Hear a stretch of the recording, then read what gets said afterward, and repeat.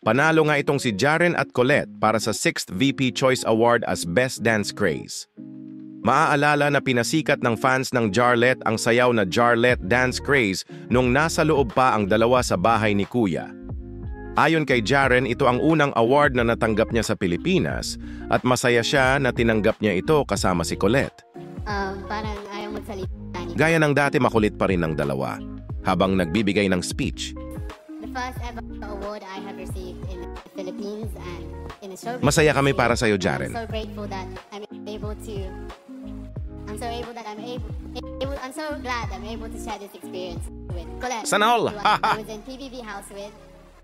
And, Nakaka-proud ang fans ng dalawa at thank you to nakaka-proud PBB din ang Choice dalawang Awards to. for the recognition, and we want to say thank you to all the fans who voted for the Jarlette dance. And to Kahit everybody hindi who nilayag or participated di pa in the nilayag, Jarlette dance. alam mong malakas rin ang fans ng dalawa. This is our first time, no? Makulit talaga, hehe. Thank you so much, everyone. And maraming salamat din kay Direk Lauren and also kay Mama Joy sa mga RMs. Hindi talaga kinalimutang pasalamatan ni Colette, si Derek Loren at mga managers nila. Thank you, Kat. Once again, congratulations, Jarletta. Sana magwagi pa kayo sa inyong career, magkasama man o hindi.